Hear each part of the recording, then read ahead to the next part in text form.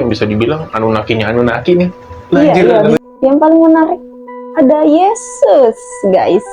Yesus ini punya kesamaan sama Dewa Enki dari sisi teologis.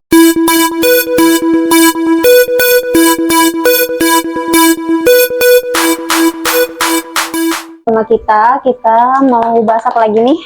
Kemarin kita udah bahas Anunnaki ya, Anunnaki dan peradaban kuno Sumeria gitu. Tapi sekarang kita mau bahas lagi sih Anunnaki, seputar Anunnaki gitu. Tapi ini gue tuh nemu sesuatu yang lebih menarik yang harus gue bagi ke kalian, wahai penongkrong yang bukan pecundang. Kan bener kan gue bilang kan di video kemarin gue udah bilang loh guys, kalau misalkan kita ngomongin Anunnaki ini nggak bakal ada berhentinya gitu, bakal nyambung kemana-mana gitu. Nah, tapi jujur gue juga belum tahu sebenarnya Ayu mau bagi apa hari ini sama kita. Jadi kira-kira apa nih yang mau dibagi, apa yang menarik lagi soal Anunnaki lagi dan Sumeria lagi kan? Iya. Jadi guys, gue tuh nemu apa ya? Jadi semacam tulisan-tulisan dari zaman Akaida, pasca Akaida ini pada tahun 2300 sebelum Masehi, gitu. Jadi di dalam tulisannya itu ngejelasin Anunnaki ini diturunkan oleh An, gitu, atau Dewa Langit. Oleh An doang gitu namanya? An, sebutannya An. Yalah, simpel amat. Atau tuh dikenal sama orang-orang Sumeria kuno ini Dewa Langit gitu. Serius itu namanya An doang? An. Ya gila, kunci motor gue aja namanya gembok. Panjang gitu. Motor gue namanya babi guys. Nah itu, ini An doang, A-N. Keren, oke, terus? Oke. Terus si An ini menurunkan Anunnaki ke bumi untuk menentukan nasib dari manusia bumi gitu. Oh, jadi An ini menurunkan Anunnaki ke bumi, jadi bisa dibilang nih Anunnaki yang dulu datang ke bumi itu tuh diutus sebenarnya sama Anunnaki yang lain gitu kan, yang namanya An. Iya dong. Iya. Ya kan, Anunnaki yang bisa dibilang Anunnakinya Anunnaki nih. Iya, bisa dibilang gitu. Anunnaki Anunnaki nih. Sumber dari sumber masalah istilahnya. Awal mula konspirasi dan perpecahan tongkrongan, enggak sih anjing lebay, tapi ya kurang lebih gitu mungkin kan. Ini Anunnaki ngutus Anunnaki lain gitu untuk jadi sumber daya mineral di bumi gitu misalkan ya. Ini si An ini ya. Terus nih guys ya, gue nemu lagi. Jadi tuh Anunnaki ini ada 3 anggotanya yang ada di silinder apa namanya pasca Akaida ini, yang 2300 tahun sebelum Masehi ini. Itu ada Dewa Inanna. Inanna. Gue tahu. Dia tuh Dewi Cinta dan Perang. Iya. Mirip sama apa? Mirip sama ini ya, mirip sama Athena ya. Athenanya Yunani. Gue nggak tahu ya, emang mirip atau emang nama lainnya gitu, atau secara gitu kan. Sumeria kuno sama gitu kan? Banget gitu masalahnya gitu kan, nih antara bahasa yang digunakan sama Sumeria atau Babylonian ini sama Yunani ini kok mirip banget kan, cuma beda julukan aja, beda nama doang. Oke, lanjut nih. Siapa lagi tadi selain Inanna? Ada Inanna, terus ada Utu. Utu ini Dewa Matahari. Kue yang bulat? Enggak gitu. Utu. Enggak yang enggak. Utu. Enggak. Pakai kelapa. Enggak. Oke. Dewa Matahari, terus ada Enki, Dewa Air gitu guys. Jadi tuh si Enki ini ya, dia tuh menarik banget buat dibahas gitu, menarik banget buat diulik. Lo tau nggak ada siapa Dewa Enki? Yang lo tau deh, yang lo tau. Enki itu yang gue tau cuma yang dari video kemarin aja gitu kan, kalau lo ngejelasin kan, kalau lo ngingetin gue lagi kalau memang namanya Enki itu yang menyampurkan sel DNA manusia dan Anunnaki dengan bangsa Homo yang ada di bumi sebelum manusia gitu kan, sampai terciptanya Nipilin. Juga ada perspektif yang mengatakan terciptanya makhluk yang juga bukan Nipilin tapi sama-sama Adam and Eve kan gitu. Gue taunya cuma itu sih doang. Kalau dari konspirasi yang beredar gitu kan, Anunnaki ini kan bikin manusia itu yang tadi lo bilang gitu. Tapi kalau buat Dewa Enki-nya sendiri yang dijelasin di apa namanya artefak-artefak itu, si dewa Enki ini dia nyampurin darahnya Iya, dia, darah dia sama dewa tanah pakai kan? tanah jadi manusia gitu. Terus ada yang lebih menarik lagi dari dewa Enki ini. Apa tuh? Gitu. Jadi tuh dewa Enki ini kalau penyebarannya itu di wilayah-wilayah terdekat kayak Babilonia, terus sekitarnya lah gitu. Yang paling mencolok ini dia punya nama lain. Namanya ini Ea. Ea cuman E sama A. Sama Bidadari. ya. Cuman Ea aja guys gitu. Terus ada juga yang lebih menarik lagi, gue nggak tahu ya ini penyebaran di wilayahnya, gitu penyebaran dia ke berbagai wilayah gitu, terus jadinya punya nama-nama lain. Oke, gue paham, menangkap. Jadi karena sejarahnya Anunnaki ini berkeliling dunia, jadi di masing-masing tempat maksud lu punya nama gitu. Iya. Menjulukan sendiri-sendiri. Iya. Iya guys, jadi tuh dewa Enki ini tuh punya nama-nama lain di berbagai wilayah. Di Babilonia ini sendiri itu disebutnya Ea. Ea, cuman E sama A gitu. Terus ada di berbagai wilayah lagi tuh nama-nama lainnya tuh disebut juga, ada namanya tuh Marduk. Terus ada Osiris. Terus Quetzalcoatl 1. Lu nggak inget ada yang janggal gitu Quetzalcoatl? Apa ya? Nggak ada sih, cuma memang kalau gue pribadi dengar nama itu tuh mungkin Quetzalcoatl 1 itu ini ya, nama dari Afrika ya. Apa tuh? Ya, Quetzalcoatl. Dia belajar. Pancing dikit masuk. Terus ada Poseidon atau Hades. Nah, itu kan. Mantep. Iya. Terus ada Diablo atau Satanas. Taruh dia dari Diablo terus ke Satanas. Enki anjing apaan sih? Jauh banget tuh terus. Yang paling menarik ada Yesus, guys.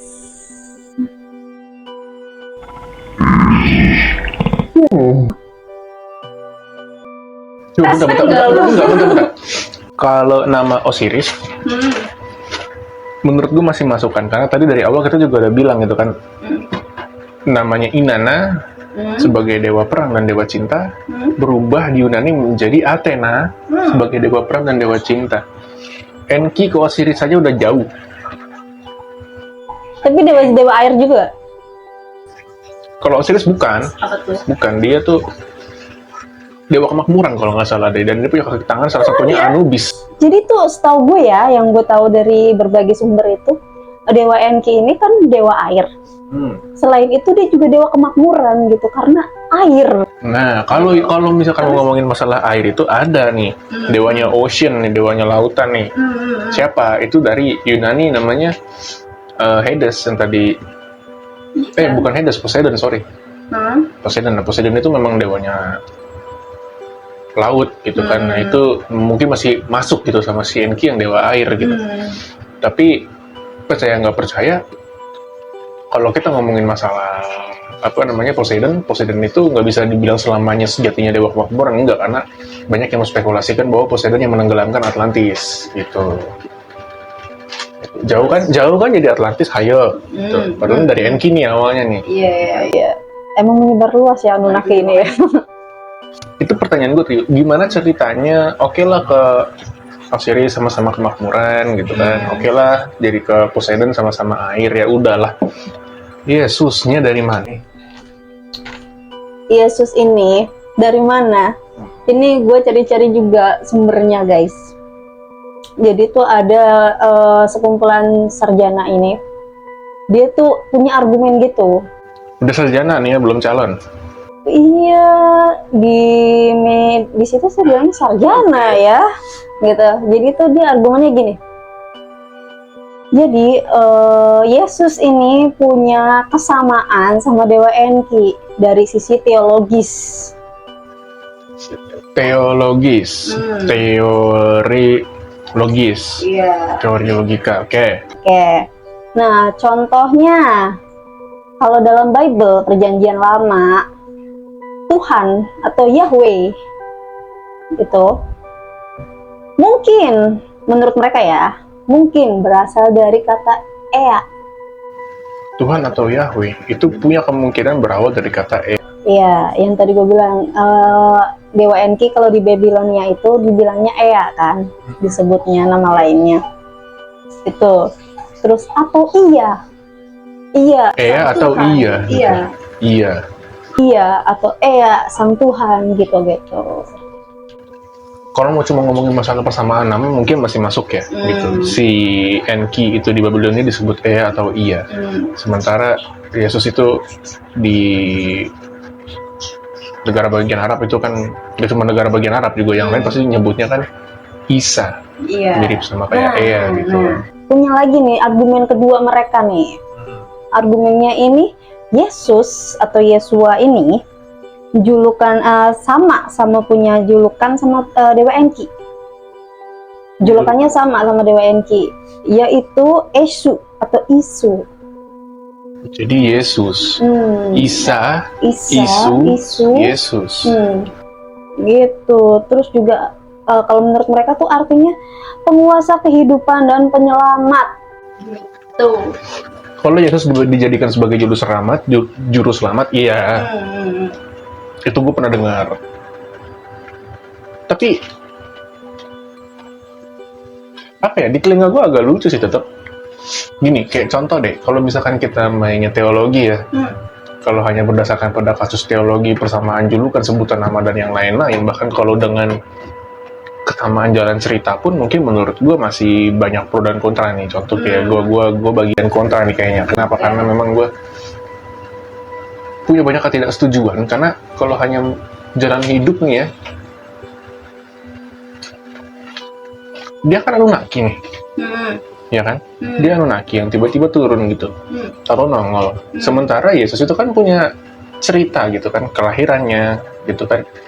Terus waktu dia baru banget lahir, dia tuh ibunya siapa gitu kan, dijelasin juga gitu kan dalam saat proses sebelum kelahirannya dia gitu.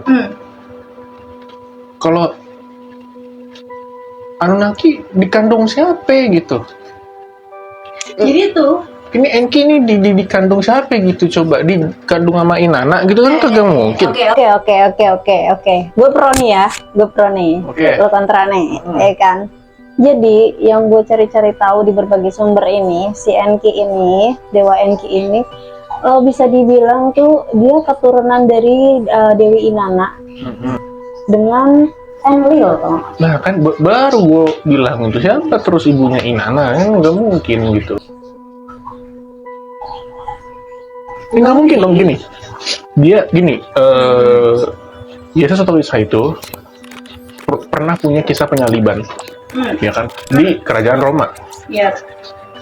Gimana ceritanya, wahai kalian Anunnaki itu bisa lahir duluan di Roma gitu?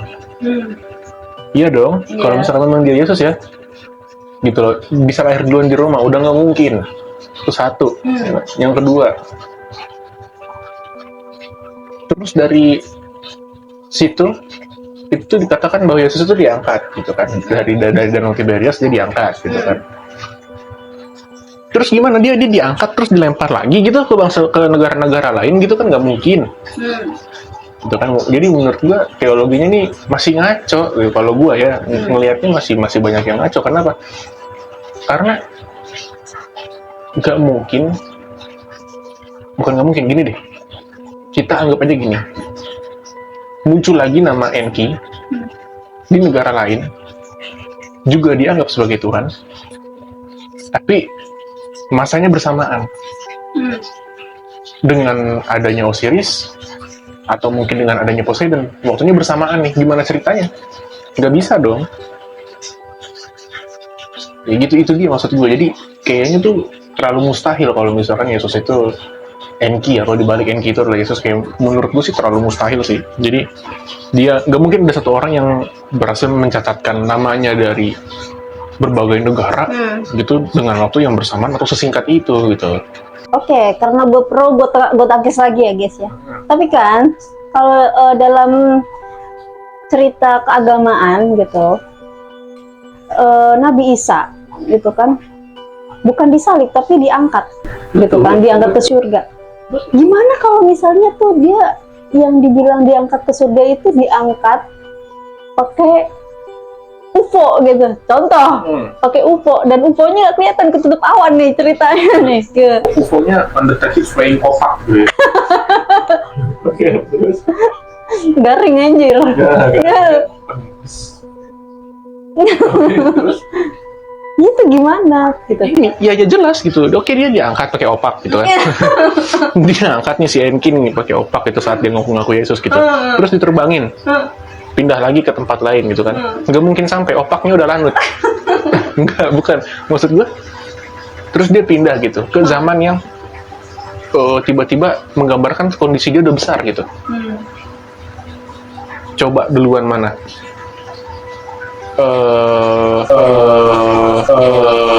Jadi gimana tuh? Bisa-bisanya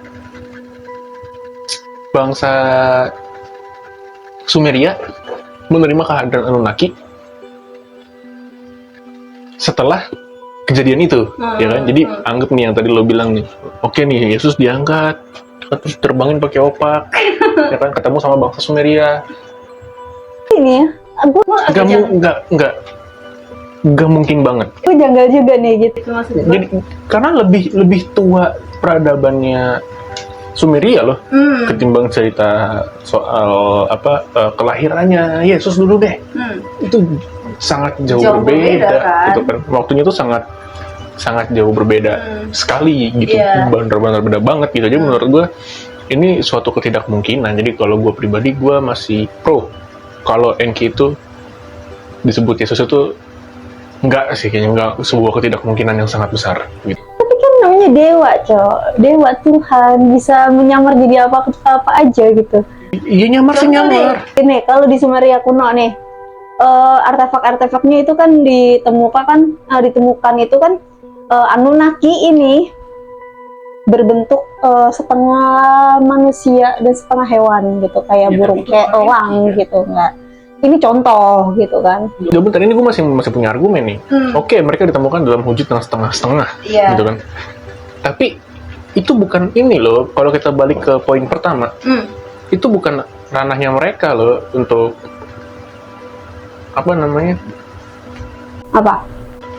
untuk ngelakuin itu, karena kan jelas kan Inanna yang menguji kecerdasan Adam saat diturunkan ke bumi. Jadi udah jelas ngapain Enki ikut-ikutan gitu kan. Lu ngapain datang soal-soal jadi Tuhan sana sini gitu loh. Kalau gue pribadi sih, itu semakin menguatkan bahwa ya Enki bukan Isa lah, bukan Yesus lah, jelas gitu. Kalau di gue gitu, mau berubah jadi kodok, kambing, kelelawar apa segala macam. Ya bukan, karena dijelaskan gitu. Dari ini loh, dari sumber yang paling kuat sama Anunnaki kaitannya loh, dari Sumeria loh. Itu Inanna gitu kan, yang ngawasin Adam waktu dia diuji kecerdasannya gitu kan, saat dia diturunkan ke bumi. Ini ngapain Enki datang sana sini selabang selubung jadi Tuhan? Udah lo mending Enki jadi kodok itu, setengah kodok gitu. Ngapain gitu ngaku-ngaku jadi Tuhan? Atau mungkin ketidaksepakatan gue adalah ini orang-orang ini ya bikin asumsi sendiri aja gitu, bikin asumsi biar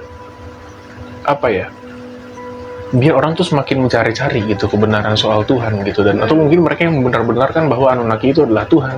Atau mungkin jangan-jangan lo tau gak sih film India yang ini alien nyari-nyari Tuhan?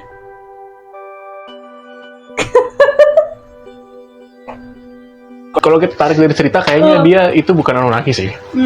Kenapa? Karena masa dia nyari Tuhan? Iya kan? Gitu loh, ya kan? Sementara Anunnaki kan datang untuk mengaku sebagai Tuhan. Jadi aliennya sendiri pun bingung anjir. Tuhan yang mana ini? Itu dia. Jadi nggak mungkin nih? Nggak mungkin. Kalau gue pribadi nggak mungkin gitu. Bukan karena gue keras atau kuat sama agama, bukan. Tapi nggak nyambung aja buat gue logikanya gitu. Tapi kalau misalkan kita ngomongin masalah selain Yesus ya, kalau Yesus kenapa gue bilang gue sangat yakin bukan karena dari gue ngebelain nabi atau si juru selamat, enggak, bukan karena itunya. kalau cocok logi mah ayo aja, tapi menurut gue ini nggak ada cocok-cocoknya gitu. Jadi kalau ada perdebatan soal Anunnaki dengan Yesus yang mengaitkan dengan nama Anki, gue 100% total mengatakan bahwa itu kengarangan yang nggak pakai logika buat gue gitu. Iya sih, maksud gue kalau misalnya setuju juga gue gitu, maksudnya kalau misalnya Nabi Isa sendiri atau Yesus sendiri dikaitkan dengan dewa Enki, kayaknya kayak sulit diterima gitu menurut gue, karena pun yang berhubungan sama Anunnaki yang gue tahu ya, bahkan ada beberapa cerita Nabi juga gitu kan yang dikait-kaitan. Contoh kayak Nabi Musa, dia kan ngancurin berhala kan, gitu kan. Sedangkan Anunnaki ini juga kan dia tuh punya wujud setengah manusia dan setengah hewan gitu kan, tujuannya untuk disembah gitu. Makanya dikaitkan juga kan Nabi Isa juga kan Nabi Musa sendiri kan ngancurin berhala gitu. Berhala-berhala yang bentuknya manusia setengah-setengah itu kan.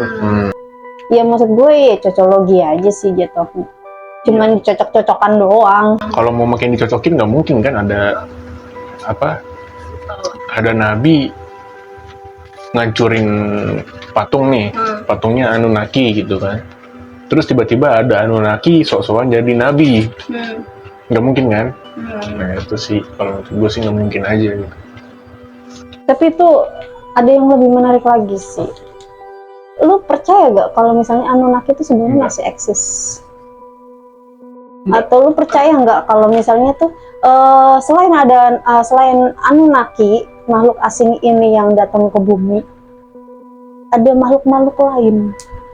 Kalau itu gue pernah dengar, memang ada beberapa makhluk yang pengen coba menguasai bumi, menguasai apa yang Anunnaki miliki, itu dengan cara yang kasar. Ada juga yang bilang begitu, tapi ada juga yang bilang kalau Anunnaki itu sebenarnya tuh mengawasi manusia masih secara langsung gitu. Tapi buat gue pribadi, gue lebih kenceng ke percaya bahwa, bukan percaya ya, gue masih berpikir masih lebih setuju sama salah satu pendapat yang mengatakan bahwa nanti Anunnaki akan turun gitu ke bumi gitu dan mengaku menjadi Tuhan itu sendiri. Enggak, bukan Isa ya, bukan Yesus ya, bukan.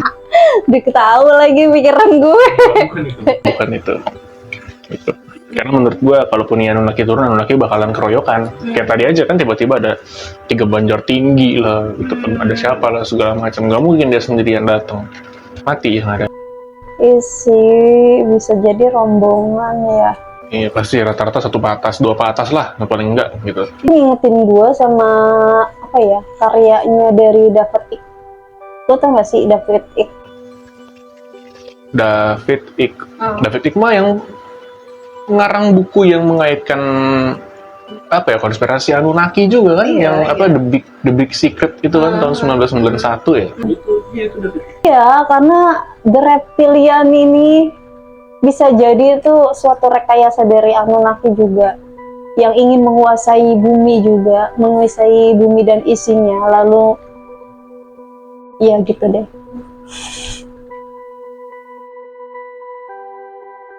Oke, gue agak sedikit nyambung. Jadi maksud lo dengan kemampuan Anunnaki untuk berubah setengah-setengah, jadi sekarang dia nyamar jadi setengah reptil, setengah manusia nih? Bukan nyamar setengah-setengah yang kayak gitu. Jadi itu menyerupai. Dia sebenarnya reptil gitu, tapi menyerupai manusia. Jadi gimana menurut kalian pembahasan kita hari ini?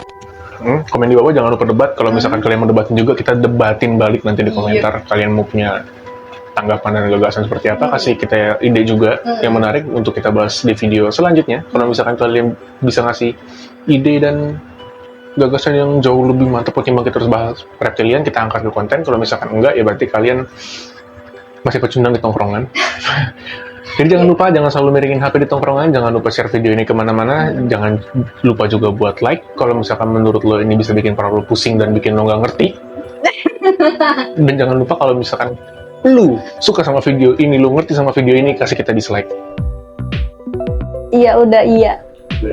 Dan jangan anggap ini serius ya guys, karena ini cuma teori konspirasi. Jangan lupa. Hmm. Karena kita masih sini cuma teori konspirasi. Tetap Nggak ada utamakan logika kalian. Jadi buang dulu antara mana yang kehidupan, mana yang teori konspirasi. Oke, see you di next video. Video jangan lupa subscribe.